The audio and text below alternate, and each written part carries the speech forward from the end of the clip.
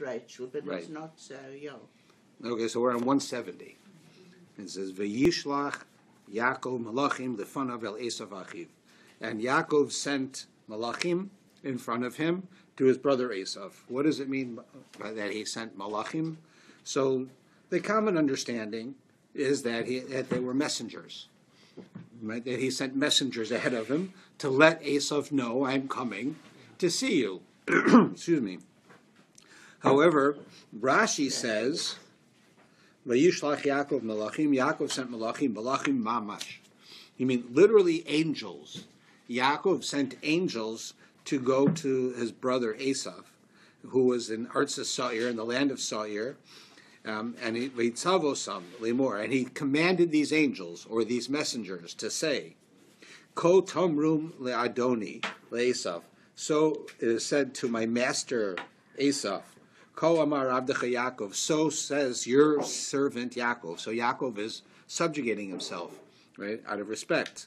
And he says, what? Im Lavan ga'arti, I lived with Lavan, v'yacher arata. Right? And then he says, right, he says, I lived with Lavan, and I've lived there until now. Stop there. So there's a number of questions we have to ask. First thing is he sends angels. Right, Rashi says he sends literally angels, real angels. That's a bit odd, because let's look at it this way. Esav, right, as far as we know, wants to kill Yaakov, right? Yeah. And murder is forbidden. You can't kill people. Now Yaakov sends angels to Esav. What do you think? If Esav was such a bad guy, and these two angels came to see him, you sort of have to give up what he believes. It's like if I say to you that no matter what, I will not give my kids an injection, right? And then I see that everybody gives their kid an injection, the kids are fine, and only people who don't get it are sick. So it sort of tells me maybe there's something wrong with what I'm thinking. So why didn't Esav suddenly, imagine Esav is there in his camp, right? He's waiting to get his brother and kill him. And these two angels show up, and they tell him, your servant Yaakov, who is our master, sent us to you. So at that point, if I was Esav, I would just give it all up and say, Yaakov's right. There is a God. The Torah is true. Right? I'm going to follow it. I'm giving up being an evil person. But he didn't. He was still the same person. You still have the same struggles, the same fight. How could it be? Can you imagine? It's like, if I said to you, I don't have so many demands. I'll believe in God. Just you take my glasses. If God can make my glasses, lift them up 6 inches, turn them around, and put it back down right now, I'll believe in God. Right? What if he did it? And then he does it. Would I believe in God? So the fact is probably not. Because people have this ability of having what they call cognitive dissonance, which is where you compartmentalize your mind, where you actually could, you could actually smoke and think it won't make you sick. You can actually drive drunk and think that you're fine, right? And we know better. You can actually be an Esav who denies the existence of God, but talk to angels. But how that could be, right? That's how people are. This is one of the first indications that we have of a concept that I call that people are psychological, not logical. Here we see an example where Esav will see reality based on what he wants it to be. So we're the same way. We want to see reality the way we want to see it. And it takes an enormous shout to make us see it. Like we always talk about how, God sends messages. So I was studying with somebody last night. I was teaching him the laws of Hanukkah. And one of the laws is you're not supposed to fast. But it says if you have a fast for a dream, because if you had a dream and it was a dream that bothers you, okay, we have a concept in Judaism that if a person has a dream and they wake up the next day and that dream really bothers you, right?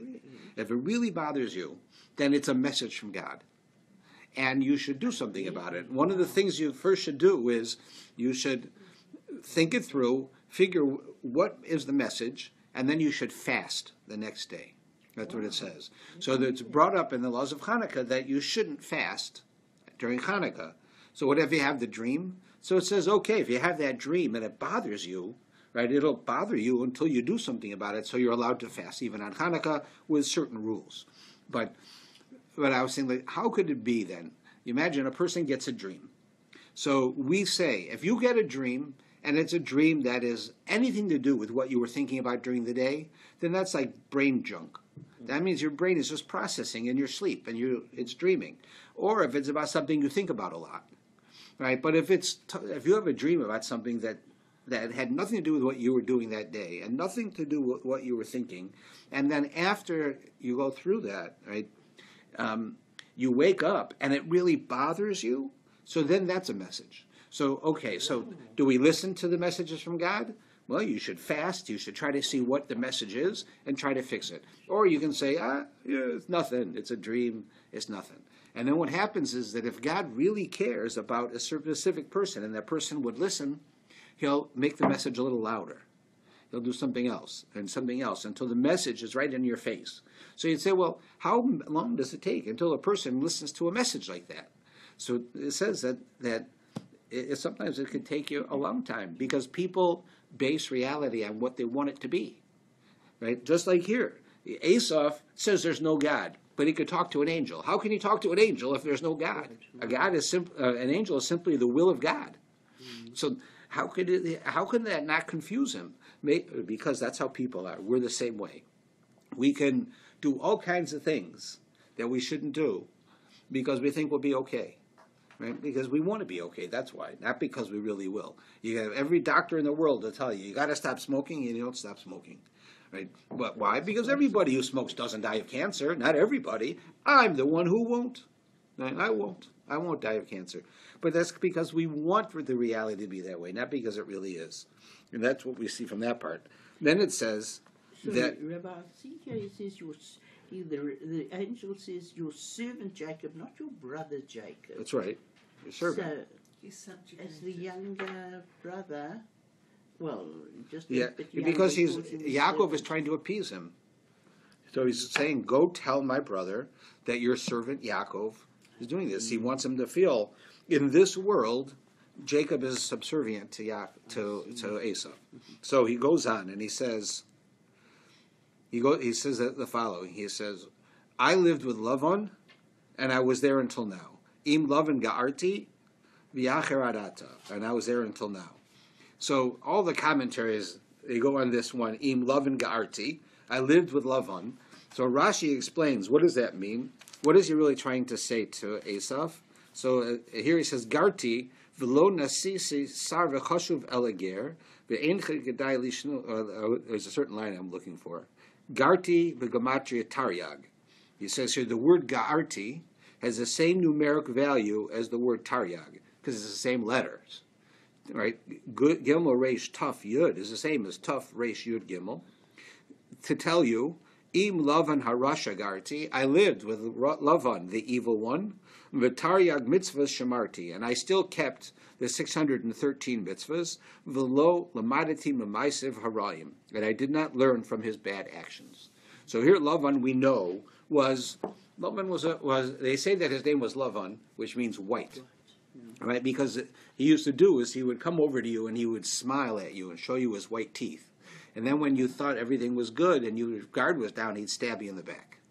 Right? That's the symbolic explanation of his personality. And he was. You see how he treated Yaakov in last week's parsha. He treated him terribly. And he lied to him and he tricked him. He did everything he could to take advantage of Yaakov. So here he says, Yaakov says, tell Esau the following, I lived with Lavan. And while I was with Lavan, I kept the entire Torah, and I didn't learn from his bad ways. So the first thing that you want to know is he lived with Lavan and he kept the whole Torah. Okay. So if he kept the whole Torah, don't we know he didn't learn from his bad ways? Right? Lavan was a criminal. He was like a confidence man. Mm-hmm. He would lie to you and try to trick you into giving him your money, to doing what he wanted you to do. Right? So he said, I kept all the Torah when I was living there and I didn't learn from his bad ways. Well, that's sort of superfluous, because if you kept the whole Torah, part of the Torah is you're not supposed to trick people. So how do you say, I kept the Torah and I didn't learn from his bad ways. Of course you kept the Torah and you didn't learn from his bad ways. So we think. However, it's not really true. There are two important things. You can have people, and there are lots of people, that keep the Torah. Thank God people keep the Torah. They want to do everything that they can do to live a good life and to be a good person. But sometimes we learn from the bad ways of others. Yeah, sure, I keep the Torah. I put on my tefillin every day and I pray 3 times a day. But, money is very important to me. And maybe I'll cut corners a little bit with my honesty in order to make money. Or, it's fine that that I want to make money. But what I'll do is I'm going to open a business where I can use child labor. I'm going to go to a country that lets me use child labor or slavery, or I'm not going to pay my bills. I'm going to owe money to people. I'm not going to pay them. Let them come after me, right? These types of things are where we have what apparently appears to be a religious person who appears that they keep the 613 mitzvahs, but they've learned from the bad ways of others.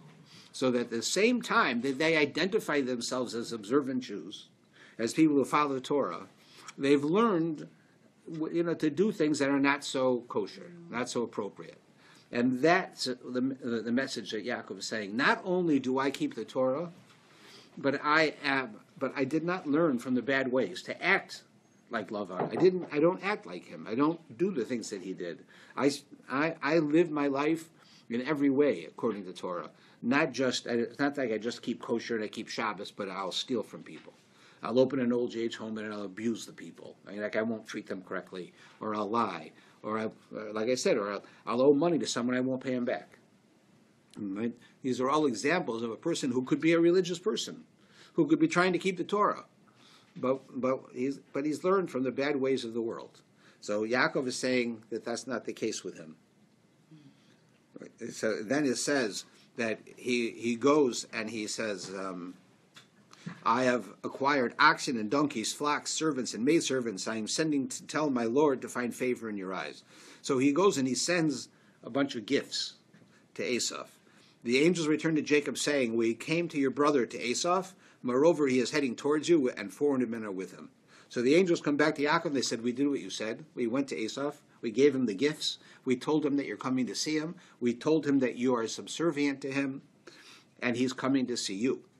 And he's bringing 400 men with him, which means you're in trouble. Right? He's not coming to give you a birthday party. He's bringing an army with him. He's coming to kill you. Right? No matter what we said, he's coming. But what's interesting is that they use extra words. They say, we came to your brother, to Esau. Well, his brother is Esau. He only has one brother. And that's Esau. Why are you saying to your brother, to Esau? He comes to Esau? That is his brother. He comes to your brother? That is Esau. Why say both words? What is the angel saying? Angels are telling us that Esau has 2 ways of dealing with Yaakov, or with the Jewish people. One way, he's like your brother. He's your brother. Your brother loves you. Right? But he'll kill you too. Right? There's his brother, but he's going to come to you and say, I'm your flesh and blood. I'm close to you. Why are you rejecting me? Come accept me. And then as soon as you do, he'll kill you. Or he's like Esau.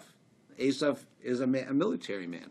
Esau is a big, tough, strong guy, right? Who, like, you're in your mind, you picture from the old movies, like the evil person. That's Esau. So Esau will come to you as your brother sometimes, and sometimes he'll come to you as Esau. We have this concept. When I was in yeshiva, they used to talk about a person's yetzer hara. Your yetzer hara is your desire to do what you want to do rather than what you should do.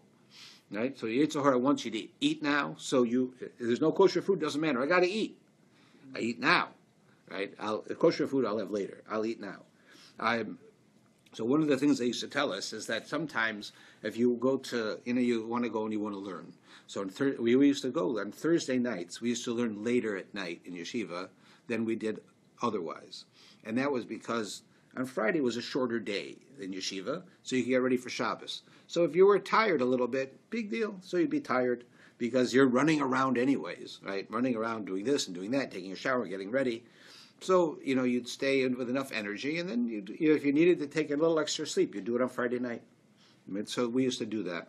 Some guys, they used to say, would get like really inspired, and they would convince themselves they're going to stay up and learn Torah all night. It's already 10 o'clock, so I'll learn longer. I'm doing so well. But what would happen? They'd learn, and they would learn nothing, because come around 1 o'clock in the morning, they're too tired to think straight. But they'd stay up anyways because they're so inspired. Then they'd go to sleep in the morning. They wouldn't get up in time for services. They wouldn't pray with everybody. They wouldn't go to class in the morning because they were too tired from staying up all night. So did they actually get ahead or not? They didn't get ahead. They ended up doing nothing at night because they were too tired. Then the next morning they didn't get up and they missed class. They missed everything. That's what they called a frum yetzer hara. That was an evil inclination, a bad inclination within us to do what we think is the right thing, but it's really harmful for us. It's not the right thing. It's the wrong thing to do. Right? It's not right to stay up all night if you have an appointment in the morning. Right? But it convinces you to do that. So that one is like your brother. My brother, if you have Asaph and your brother comes to you and he tricks you. Asaph, on the other hand, is a full frontal attack. That's who he was. He's coming in as the military. Asaph would say to you, just go to sleep and not wake up at all. Like, wake up after, you don't have to get up. Oh, you're so tired. They'd come up with all types of excuses to do the wrong thing. Your brother tries to convince you that doing the wrong thing is really the right thing. And Asaph tries to convince you that the wrong thing is what you should do anyways. So he says that's why they came. He said that you get attacked both ways, both by Asaph and by your brother. It's the same person. And he's coming with 400 men. So, of course, Yaakov, being a reasonable person, it says, V'yar Yaakov mod. Yaakov became very afraid. V'yatzer lo v'yachetz es ha'am asher ito. And it says, so what does he do? He divides the people and the cattle, the herds, and the camels into two camps. Because he says, if Esau comes to one camp and he attacks it, then the other camp will run away, right? My other people. Then Jacob says, God of my father Abraham, God of my father Isaac, Hashem, who said to me, return to your land and to your relatives, and I will do good with you. I've been diminished by all your kindness and the truth. Right? And he says, rescue me, please, from the hand of my brother, from the hand of Esau. Here again, they use the same expression, right? Both my brother and Esau. For I fear him, lest he come and strike me down, mother and children. And you said, I'll do good with you, and I'll make your offspring this like the sand of the sea. So then, of course, you can't let that happen then. So here Yaakov is appealing to God.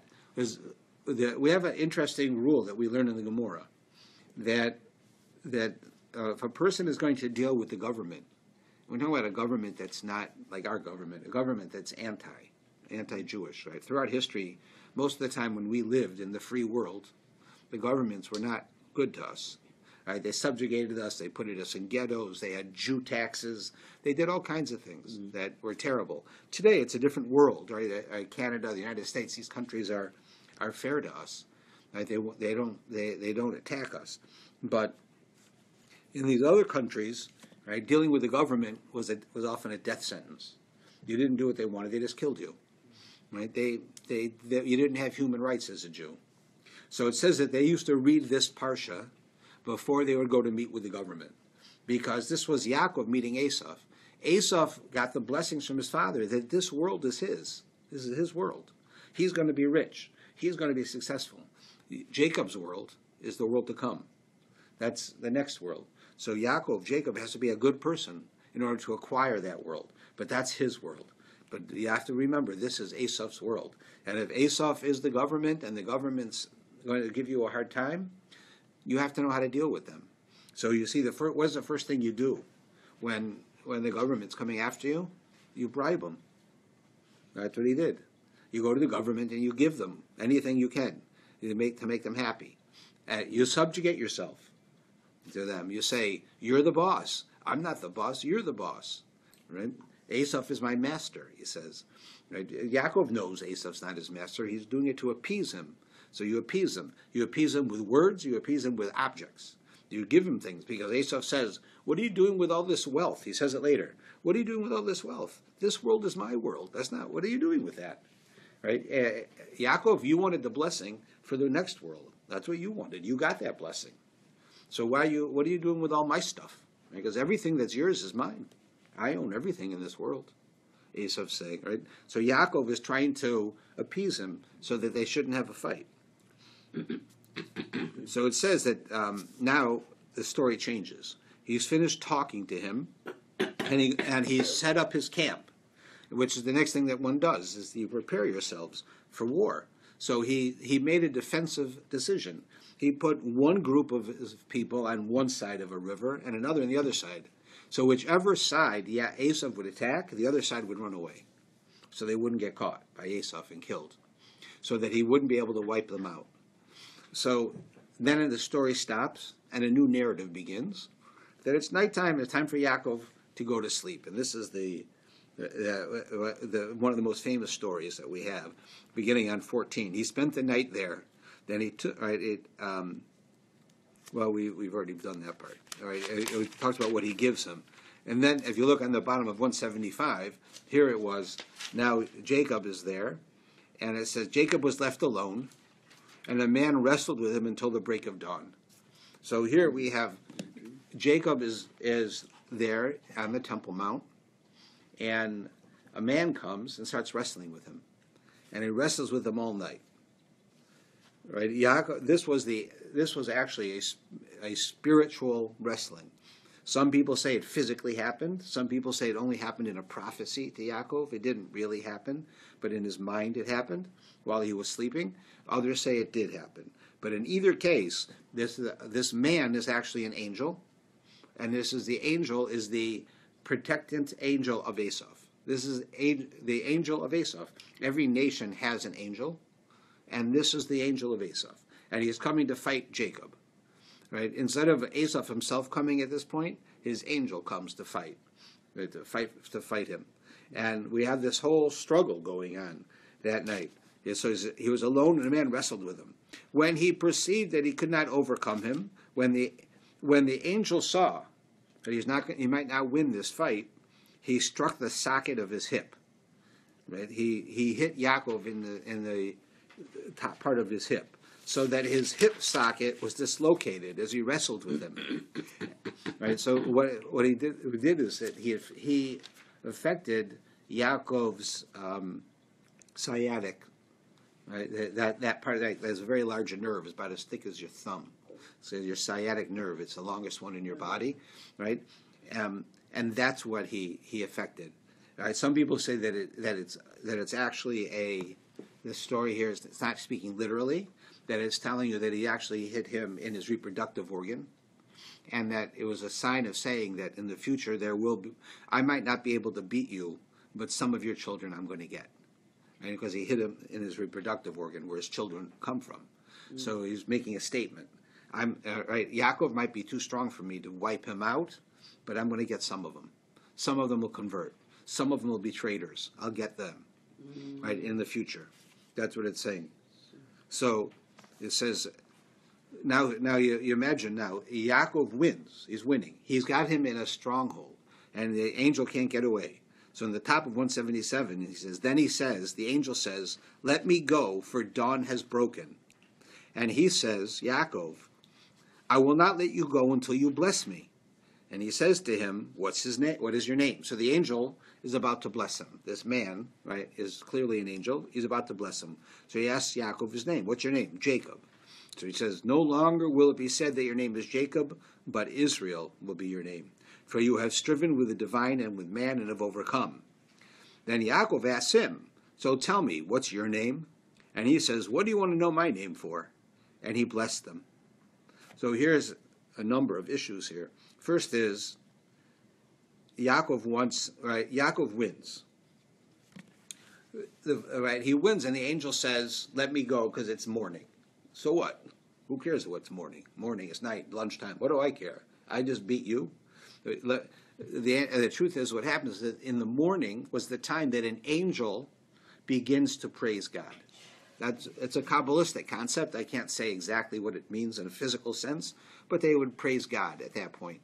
If that's the case, then what's happened is that this angel who lost, goes to praise God. When does an angel praise God? When he's finished his job.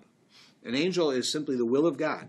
So when God says, I want you to do X, Y, Z, it does X, Y, Z, then it praises God. It's done its job, right? So this angel was coming down to wipe out Jacob, and he loses. And he says to Jacob, let me go. I got to go praise God. But he lost. What was he praising God for? He lost. He didn't do his job. His job was to beat Yaakov, and Yaakov beat him. And the answer is that his job was to lose. His job wasn't to win. His job was to fight him with all his might and Yaakov to win. That's a message to us. It's a very strong message. We all have inclinations to do the wrong thing. We all do. We all are lazy to some extent.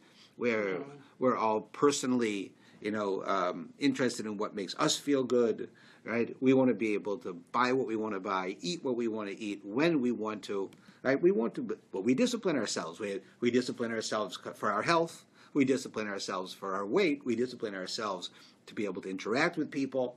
We have all types of forms of discipline. But if we really did what we wanted to do, right, that means that we did what our Yetzer Hara wants us to do. That's what we're doing, what our Yetzer Hara wants. So God put this Yetzer Hara inside of us in order to challenge us. What's the job of the Yetzer Hara? To win or to lose? If God sent the Yetzer Hara, then the purpose of the Yetzer Hara is to lose. It's coming to convince us to do the wrong thing, but ultimately God wants us to do the right thing. But you can't really do the right thing unless you're challenged to do the wrong thing. Right? Doing the right thing is only right when you have a choice to do wrong. So therefore, the Yetzer Hara, or in this case, the angel of Asaph, is coming to fight with all its might to get a Yaakov to lose or us to do what it wants us to do. When it fails, and we do what we're supposed to do, then the angel has actually fulfilled its purpose, because his job is to fail. That's his job. And that's how we have to look at it when we have these desires to do things we shouldn't do. They're real desires, but we have to realize that Hashem loves us, and he gives us these temptations so that we should beat them. And he will only give us the temptation because we can beat them.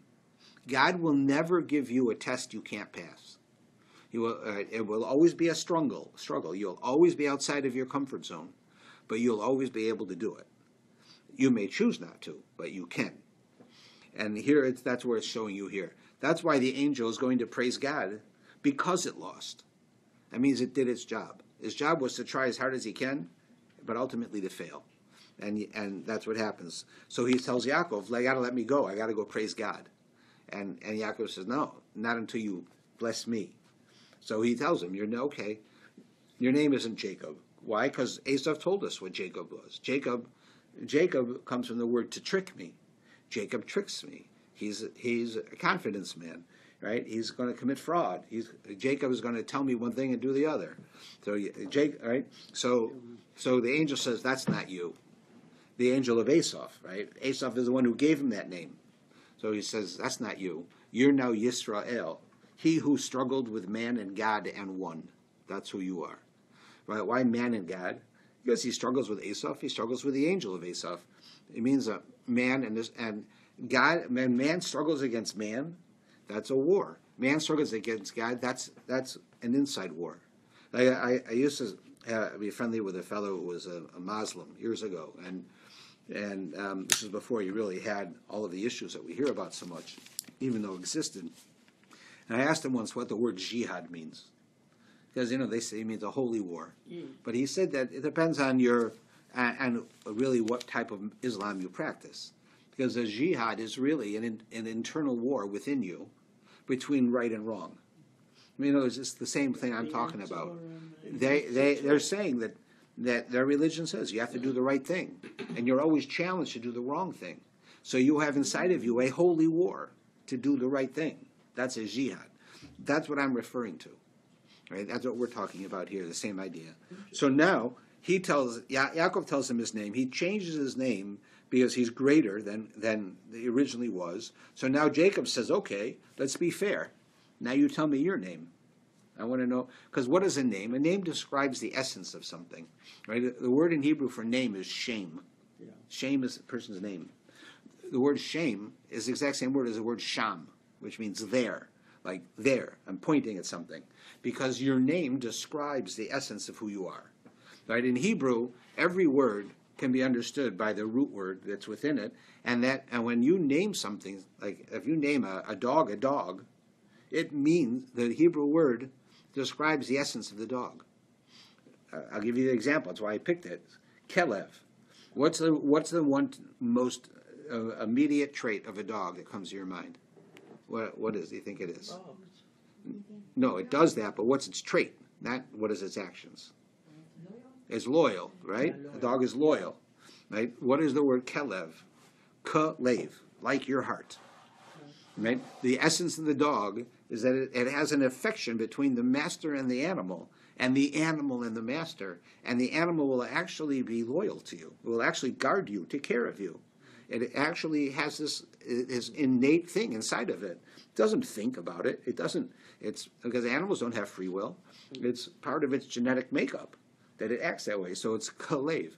I have a book at my house where a fellow went through like hundreds and hundreds of words and names and shows you how that object actually fits the name. Right? In English, the word table has nothing to do with what it is. It's just a word that we know it means table. But the Hebrew word describes what it is. That's how Hebrew works. So when I tell you the name of something, I'm defining it. Right? That's why Rabbi Hirsch says that shame, name, and sham, there, like I'm pointing at it, is the same thing. I want to know, who are you? I'm pointing at you. Who are you? What are you made of? You tell me your name. So he asked the angel, what's your name? What's the angel's answer? He says, why are you asking me? Do you think the angel's Jewish, right? So he says, and he blesses him. In the angel's mind, he answered the question. The angel answered the question. But we don't see it because that's his name. His name is, what do you care? It doesn't make a difference. Because now I'm the angel of Asaph. And in the 1400s, I'll be the Inquisition. And in 1930, I'll be the Holocaust. And today, I'll be BDS. I'm going to be different in every generation. What the struggles of my father, like I'm telling you now, my father's struggles to be Jewish and my struggles are very different. Right? I tell this story sometimes about my grandmother. My grandmother was a regular person. She wasn't the daughter of a rabbi, wife of a rabbi, famous person. She lived in Germany, came from what appears to be quite of a wealthy family that owned butcher markets and a slaughterhouse. And the war started. Everything was taken away from them. They ended up having to go to China to live in Shanghai for 8 years. My grandmother, my grandfather, and my mother. My mother was 5 when she went there. In fact, I brought her passport. I have their German passport here. I was just looking at it. And they lived there for 7 years. Now, my grandfather was a butcher, right, because they owned all these things. So while they were in the ghetto in China, he was one of the few who was able to get a job because the Chinese people, right, needed it. They needed butchers. So he had a job. And the Chinese person who hired him was a nice person. And he saw that they were starving to death. They didn't have anything in the ghetto. And so he told my grandfather, you can take some of the meat with you, right? It's not stealing. It's fine. You can take it. I won't tell anyone. And he would take meat home with him. Now, of course, the meat wasn't kosher, right? So they went and they asked the rabbis. The rabbi said, you can eat the meat. You're going to die, right? So my grandmother would get meat every day, one of the rare people, right? For 7 years, they had meat. And my grandmother would cook the meat every day for my grandfather and my mother. But she wouldn't eat it because she just wouldn't do it. She couldn't get herself to eat unkosher food. Now, that's for 7 years, not a day, a week, 7 years. Now, add to it that the Chinese in that time, when they gardened or they had farms, they used human manure. That they used. If you were Chinese, I suppose it didn't affect you because you grew up with it. But if you were a European, it could kill you because of the bacteria. So they couldn't eat it. So my grandmother couldn't eat the vegetables, and she couldn't eat the meat. She could basically eat rice, because rice grew wild. That's all she could eat for 7 years. Now, take into account, she wasn't like some rabbi's daughter, some very disciplined family. She was a rich woman. who had anything she wanted for her life, anything, right? You came from a rich family, so suddenly thrown into this, right? The discipline that she had to have, right, to do this, right or wrong, right? The discipline, though, was enormous. When we talk about, I went on a cruise, they didn't have any kosher food, and I had to eat yogurt for 4 days, and how terrible that is. She didn't eat except rice for 7 years, right? So we see how the struggles of that generation are different than the struggles of our generation. Ours are just as real to us, but they're not the same. My father, at the same time my mother's going through that, my father's growing up in America, right? With all the anti-Semitism in America and all the problems that are going on in America, and people on the radio talking about the Jews and all the things that were going on for people of that age, right? His struggles were different than her struggles, different than my struggles. That's his answer. He says, you don't need to know my name because my name changes. It's different in every generation. My job is to challenge you, is to attack you, is to make you suffer. Ultimately, it's to lose. But that's my job. And that's what I'm telling you. So it does you no good to know my name. It will not describe, because right now my name is the Angel of Asaph. Next time you'll see me, I'll be the Spanish Inquisition. I'll be the Crusades. I'll be the pogroms. I'll be the Holocaust. I'll be the BDS movement. Whatever you want, but that's who I am. That's what his answer is to him. So then it says he blesses him, because finally Yaakov does the right thing, and the angel whose job is not to destroy Yaakov, it is to challenge Yaakov, and ultimately his job is to lose. So when he comes to that realization, then he blesses him, and that's what it says, right? And he blesses him. However, so it says that. The next line says, so Jacob called the name of this place Peniel, for I have seen the divine face to face. Right? Yet my life was spared. Then it says, the sun rose for him as he passed Penuel, and he was limping on his hip. So first thing is, what does that mean? In the Hebrew it says the same thing. The sun rose for him. The Gemara asked the question, the sun rose for him? Nobody else? The sun only he saw the sun? Anybody else who was around didn't see the sun? The sun rose for him. So here they say that earlier it says when the sun sets and a man shows up to wrestle with him, now the sun rises. And it's telling you the same message. There are times in history where the sun sets for us. The Jewish people are in trouble. The sun is setting. We can talk about this on a personal level or on a national level. You can say in our own lives. Sometimes the sun sets for us. We're having a real tough time, a tough year, a tough month, a tough week. The sun sets. But the sun rises for you too. There's always a future.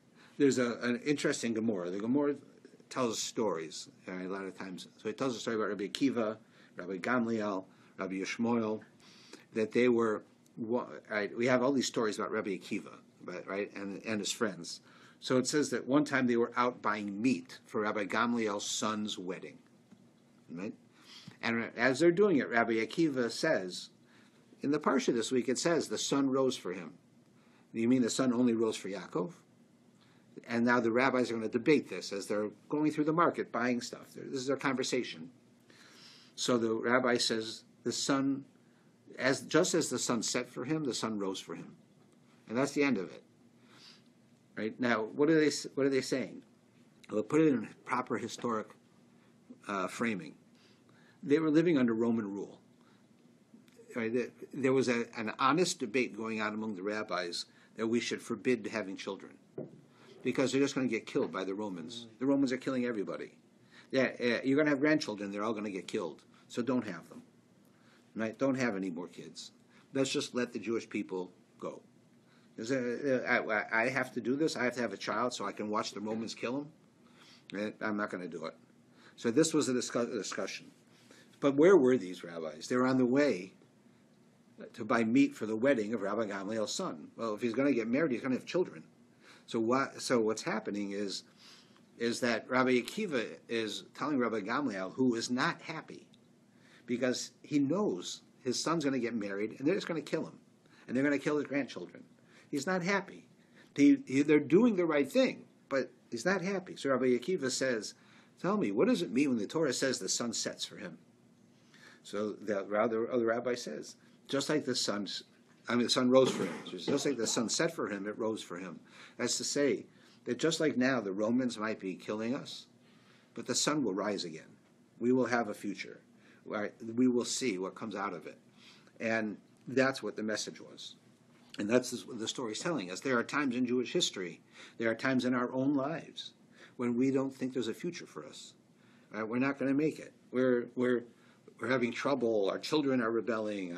We don't have enough money to live. Take your pick, whatever the problem is in your life. Right? We always know that there is a better tomorrow. Right? Tomorrow will be better. The sun will rise again. Right? And that's what they're saying here. Right? Interesting enough, when I was studying in graduate school when we were studying literature, there's a famous story by Hemingway called "The Sun Also Rises," and if you read it, you see it's a similar concept. He talks about how people are in all this trouble and all these problems going on, and then eventually they have to find hope, and in the end, hope reigns supreme. But they don't believe it. Right? They don't believe it's going to happen. Just like Rabbi Gamliel, right, was as much a rabbi as Rabbi Akiva. Rabbi Gamliel was depressed. My son's getting married. They're all just going to get killed. And Rabbi Akiva also knows that they're going to get killed. But he always saw things further ahead. Rabbi Akiva had the ability to look like he lived as if it was already tomorrow, always. Like you see these stories throughout the Talmud of Rabbi Akiva and the rabbis. They saw the fox on the Temple Mount, right? And he said that, and Rabbi Akiva laughed and they cried. They have all these stories like this. So this is another example where you see that the future really will be better.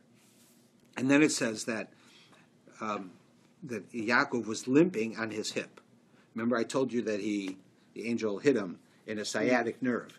So if it was the sciatic nerve, if it was his reproductive organ, there's different meanings, but it affected him so that he couldn't walk normally.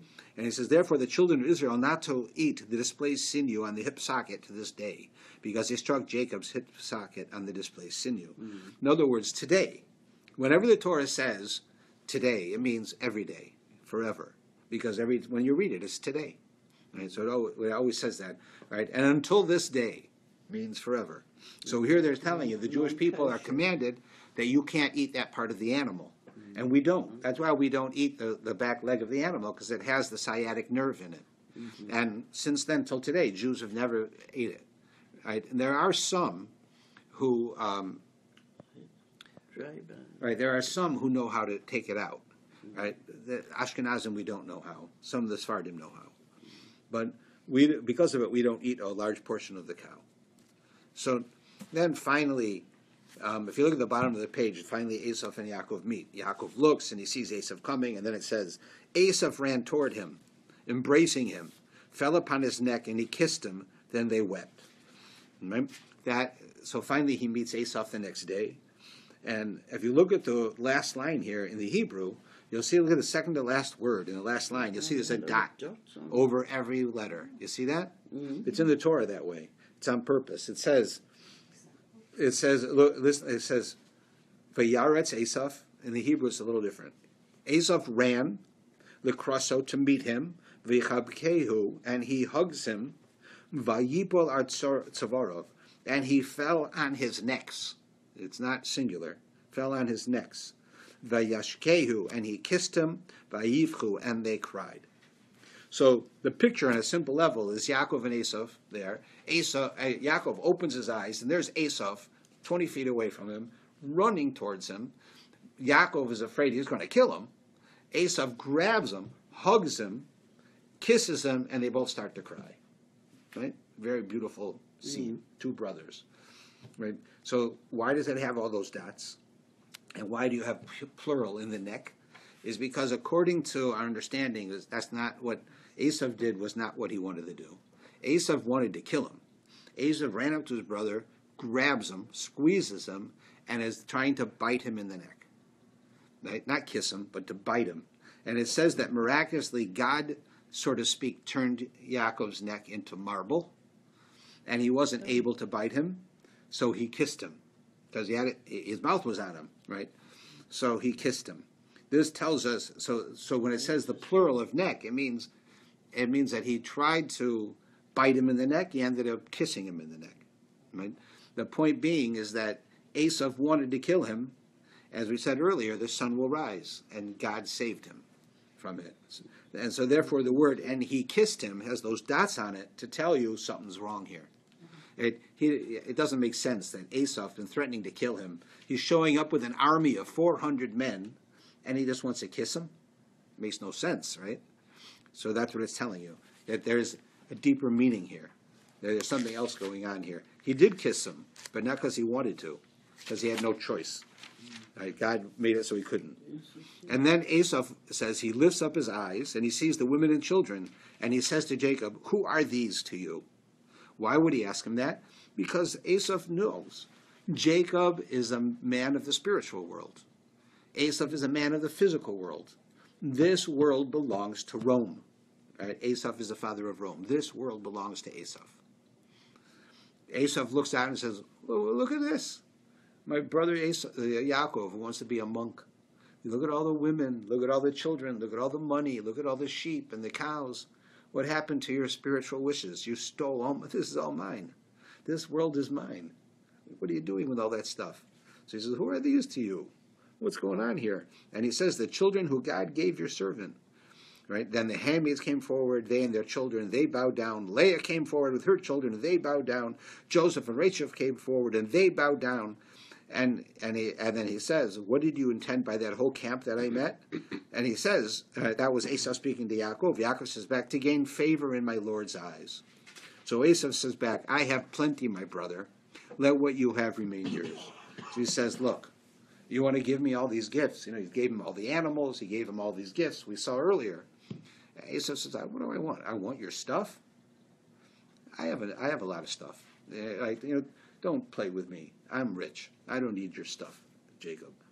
Right? So then, so he says, keep it. So Jacob says back, no, I beg of you, I have found favor in your eyes, then take my tribute from me. And as much as I've seen your face, which is I've seen the face of a divine being, and you were appeased, accept my gift, which was brought to you. And as much as God has been gracious to me, and as much as I have everything, he urged him and he accepted.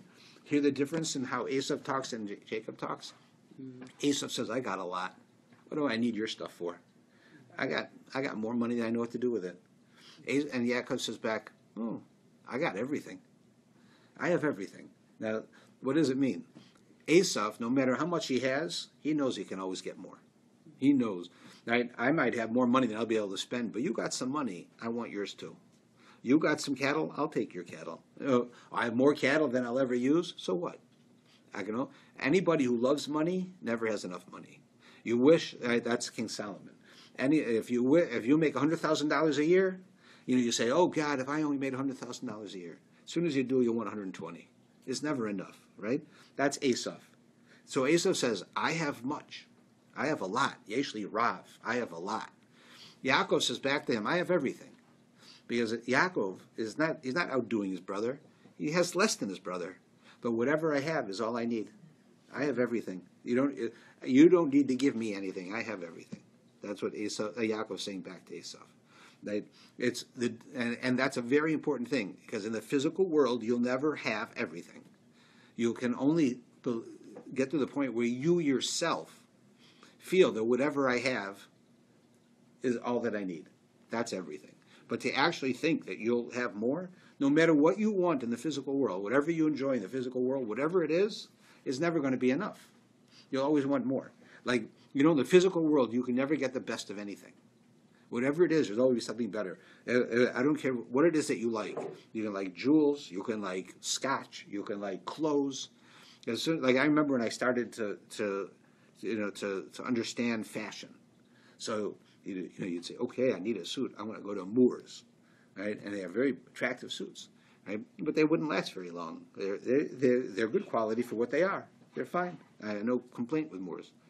So they say, oh, but if I could, one day I'll have enough money, I'll go to the Bay across the street, and there I'll get a suit. And you go to the Bay, the suits are $400 instead of $100.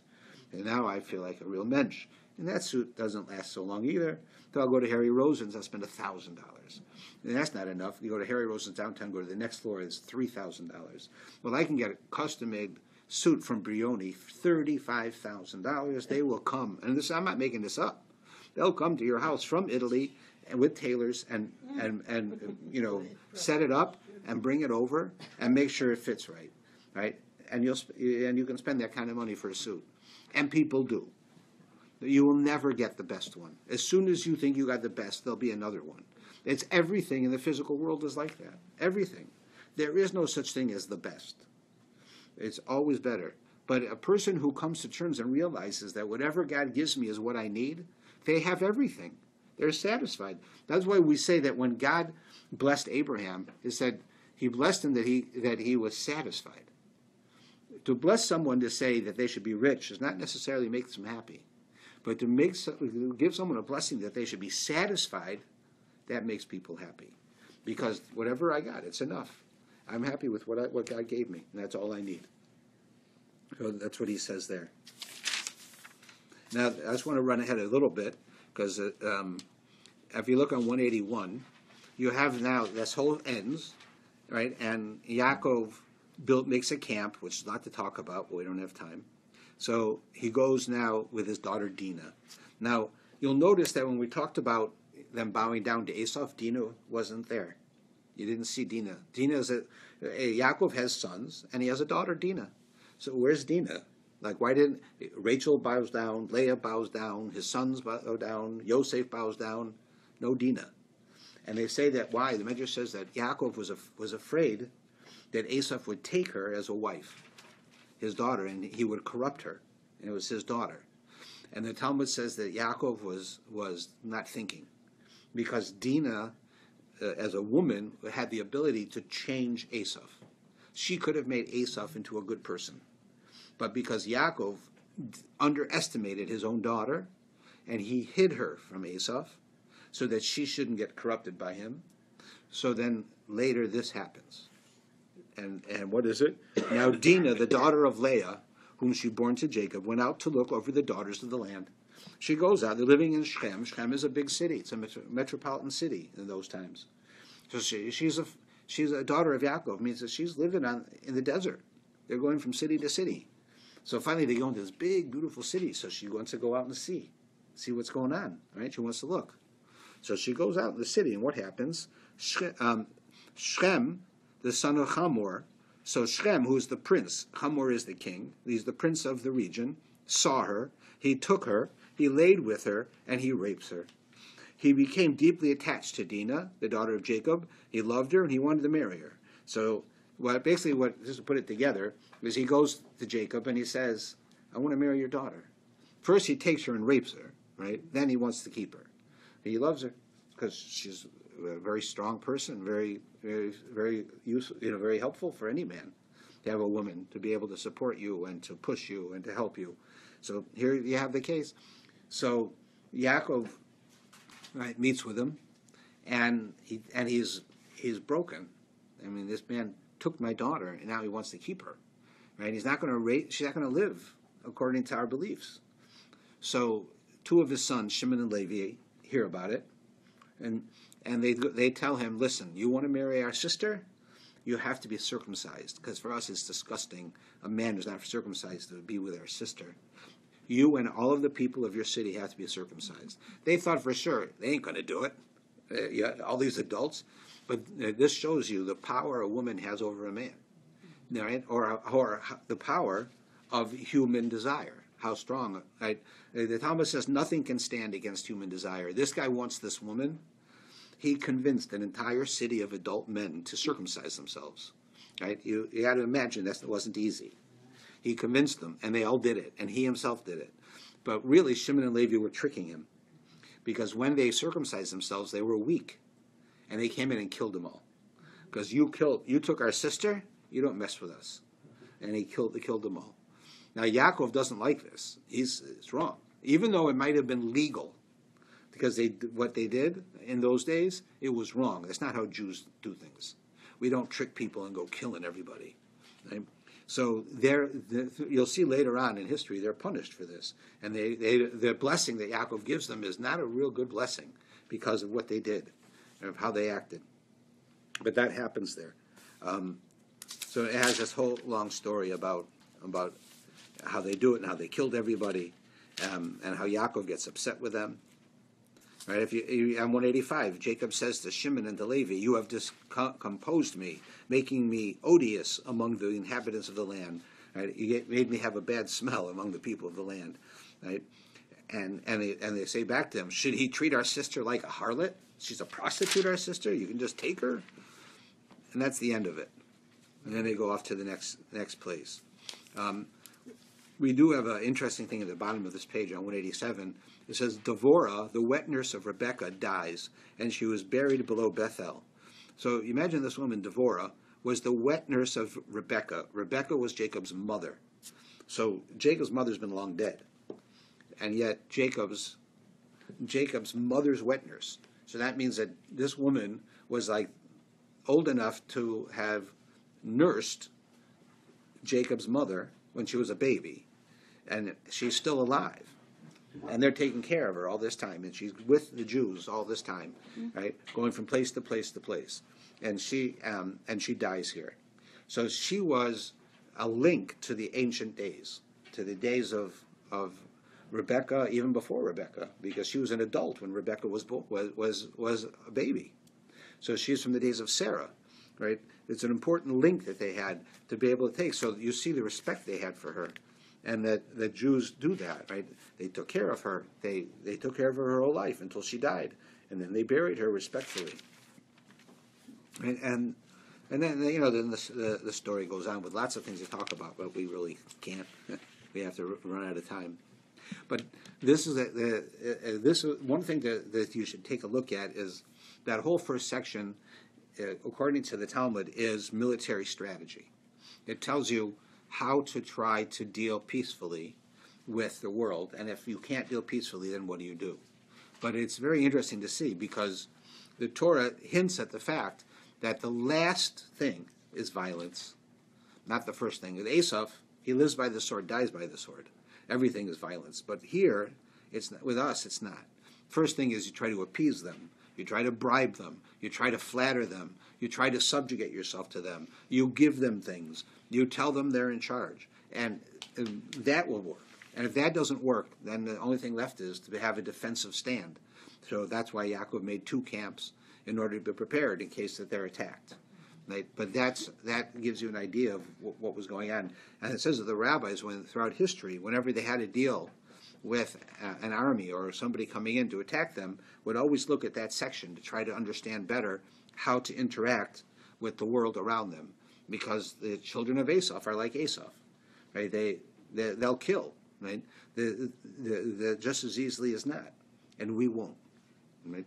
So that just gives you a bit of an example. But this tells you some amazing insights about not only about how we deal with Esau, but human struggle, with internal human struggle within yourself of doing the right thing. Because there are lots of times that we have a disposition to be nice. Lots of us are nice people. It's not very hard for us to be nice.